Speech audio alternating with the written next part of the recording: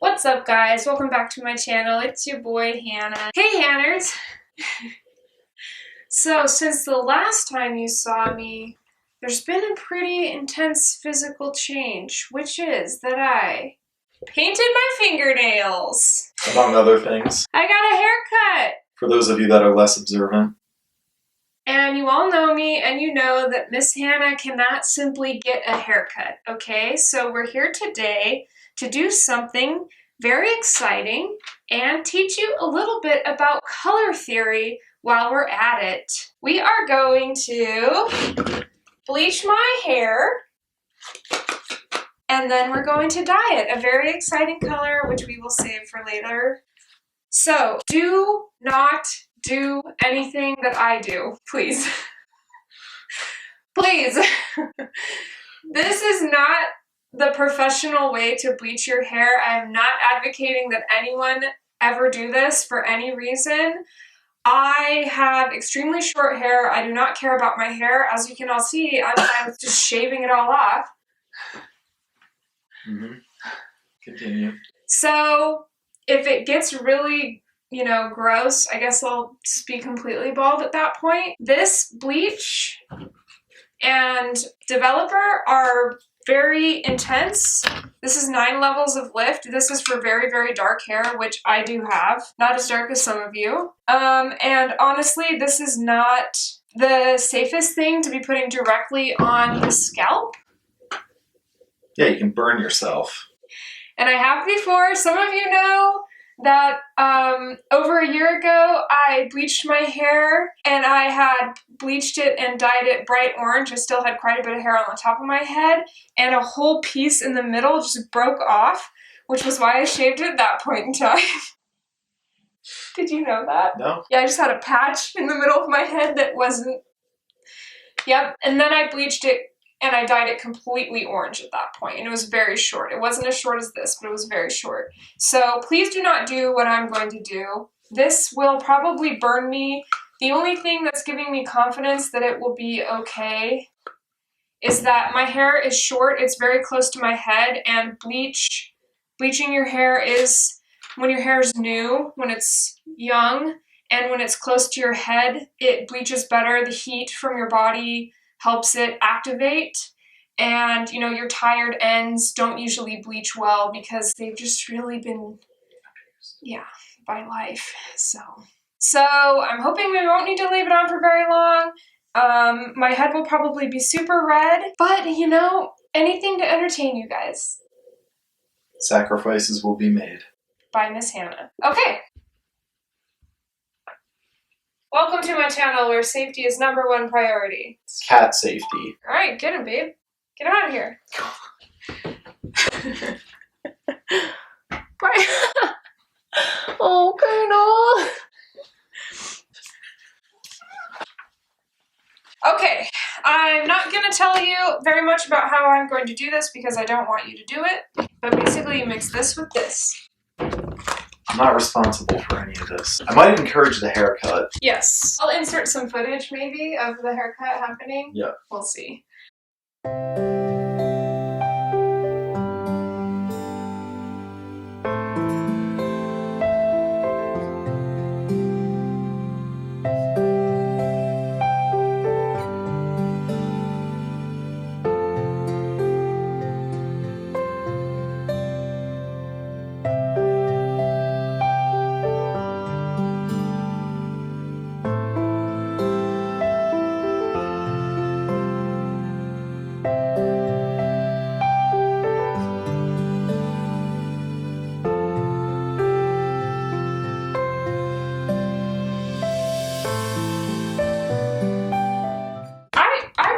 This haircut. I wasn't sure about it, but it's really growing on me.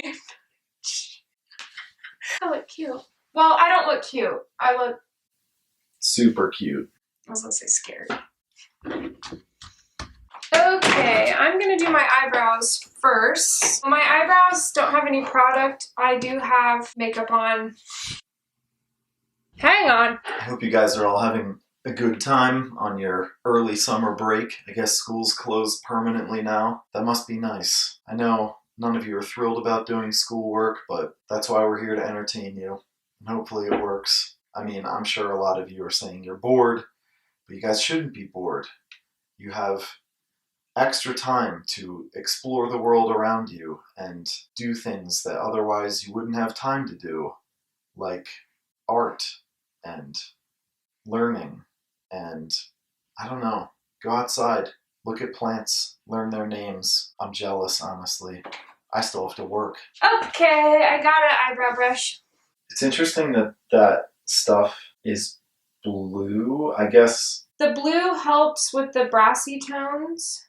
When you bleach your hair, it often turns orange. Blue complements the orange in the brass. Yep. And neutralizes it. Yep. Color theory. Why do they neutralize each other, babe? Because they oppose each other on the color wheel. They're complementary colors. So you guys know all the primaries, right? We know them, right? Red, yellow, Some blue. What have you been teaching them? I teach them. They don't. Doesn't mean I remember. Okay, well, you've gone to secondary colors, I guess. Right? No. No? Okay. So to get secondary colors, you basically mix the primary colors. That's really all there is to it. So if you mix, like if you imagine the three colors, red, yellow, blue, and then you start mixing them, like say you mix red and yellow, you get orange. You mix yellow and blue, you get purple. You mix yellow and blue, green. So those are your secondary colors. And then you can go across the color wheel and come up with the complement of whatever that color is. It's interesting that it's called a complementary color when it's actually kind of like the opposite color. Yeah, and they don't I personally love combining complementary colors, orange and blue, but I do think they can look really ugly together, like the actual Boise State colors, like how garish they are. They are really bright. You know, no thank you, but like... But look at that portrait up there that you did is like, that's Boise State colors. It's not my favorite. But my favorite portrait of myself that I've ever painted is red and blue, but it's a very orangey red. Okay, the eyebrowing takes the longest because if you miss a hair, it will be very obvious. So in this case, what's happening is the bleach, I guess, it has a blue tint in it so that it complements the orange that your hair could turn.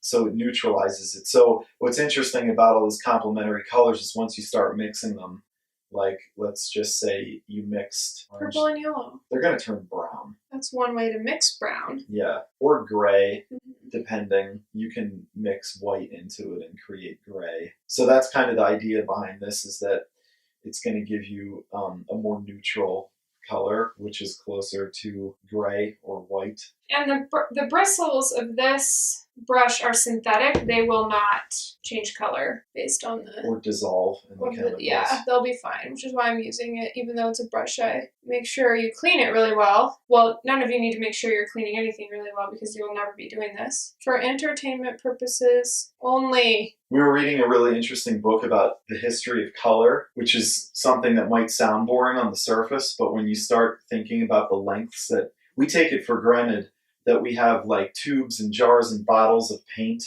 and like, you know, you can go to Home Depot or Lowe's, yeah, and get any color in the rainbow and beyond that you want to do anything with, whether you're doing an art project or something around the house, like you want to paint your room or whatever it is, even like the clothes you wear. In case you're not familiar with it, a lot of colors our accessibility to these colors has taken hundreds or even thousands of years to develop, because obviously all these colors first appeared in nature and then had to be synthesized so that we could more easily access them. And one of the more interesting and morbid stories is about a specific, mummy brown. Literally, go ahead. Yeah, ground up mummies. Mummies, like Egyptian dead people. Mummies. That was one of the more extreme lengths that people went to get a specific color. But the artist that we read about, when he found out it was actually made from ground up mummies, human remains, He went in his yard and he buried it. He buried it. He gave it a funeral. You look good with blue hair, too. Amazing. Oh, God. Please be careful. Do you need me to get that off of there? You should be wearing glasses. What was the other one? We read about the history of purple, the color purple. Tyrian purple. Tyrian purple. It was one of the more difficult pigments to obtain, specifically that shade of purple, Tyrian purple. So they had to harvest. We're talking specifically along the shores of the Mediterranean, like around Greece and Italy, particularly Italy, because the first people that made a big deal out of this specific shade of purple were the Roman emperors. Because Caesar. Right. And of course, like, the wealthy people always wanted things that were difficult to access, and it was a beautiful... It's for status. Yeah. That's what status is. You can have things that other people can't. They had to harvest two specific... I think they're both mollusks. Mollusks? They just were different varieties. And they had to... Okay, Hanne, I need you to... They had to harvest, 5,000 of them to get 1 ounce of pigment? 250,000. Okay. That's a lot. That's genocide. Be sure to get the edges really good. Nothing looks dumber when you bleach your hair than there's just like a little strip of hair around the outside that's not bleached. Okay. Believe me, I've been there. A little bit of pain never killed nobody. A little bit. To get most dyes to bond with cloth, they need to be treated with ammonia. And one of the most easily accessible places to find ammonia is in pee. So a lot of times cloths treated with dyes needed to be soaked in ammonia baths, which was pretty much just a big bath of urine. And it was very smelly. And a lot of the synthetic pigments that we use today are byproducts of the Industrial Revolution. They're safe, they're vibrant, easily accessible, they're light, fast, they're cheap. So, yeah. Safe being the most important part. Yep. Non-toxic. I mean, not all of them are necessarily non-toxic. Like, you shouldn't ingest them, but they're not going to give you lead poisoning. Like lead white, which is another one we read about. Yeah, ancient women, well, not ancient, but, women would, back then, cosmetics were a thing still. Women would put foundation on their face, mostly white, and lead white was a very popular one, and it gave these women lead poisoning. And some of them died very young due to complications. But first they'd go insane. Yeah, heavy metal poisoning is no joke. We'll be back. We're going to let this soak on my head for about, half an hour tops. I'm going to rinse it all out, and then we'll be back here to show you the color. I'm back, and I am bleached. I look like an egg. If I was going to stay blonde, I would tone this at least. She looks cool. So going forward, we're going to be mixing together 3 different Arctic Fox dyes: Neon Moon, Phantom Green, and Cosmic Sunshine. These are all semi-permanent hair colors. They're cruelty-free and vegan. On bleached hair, they should be really vibrant and they should last for a while. I don't have very much hair right now. How do you know what colors they actually are? Like in the bottle? Yeah, what the heck color is Cosmic Sunshine? Sunshine? Yeah, that one, yeah. Yellow? Oh. Okay, this mix of hair dyes, I chose these based off of an Instagrammer I follow. I will link her profile in the description. Snook. She does makeup looks and she has really cool hair and, she's just adorable and cool. I am not going to be dyeing my eyebrows with this. There are very clear instructions on the back not to dye your eyebrows with this. Okay, hun, I don't really know what ratios to do of what. I want it to look chartreuse. So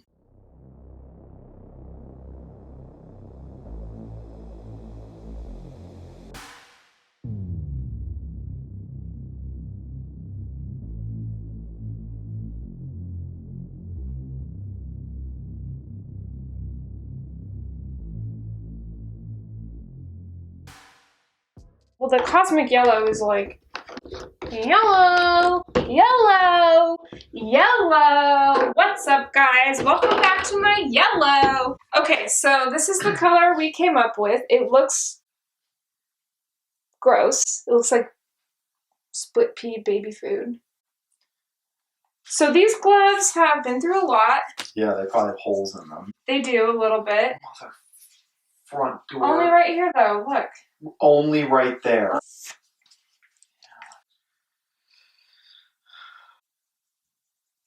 That is bright.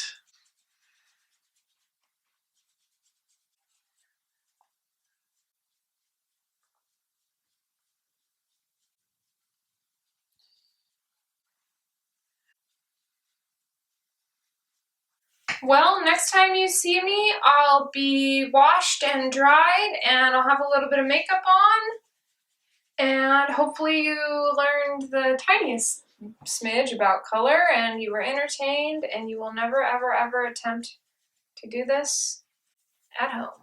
My dad is gonna be very excited to see me this way. When he saw I shaved my head, he just was like,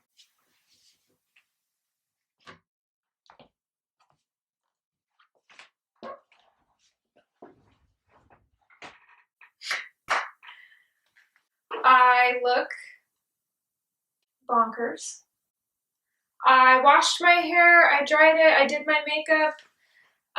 When the dye was washing out, a little bit of it dyed my eyebrows, but I do have some eyeshadow in there. And yeah. Well, Hanne, what do you think? You look strong. It's a lot more yellow than I thought it would be.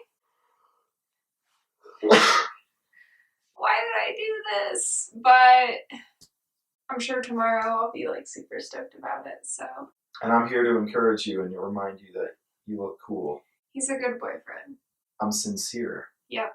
Okay, well, I guess that's it. Thanks for hanging out with me and watching me do this. And if you see me on the street, honk.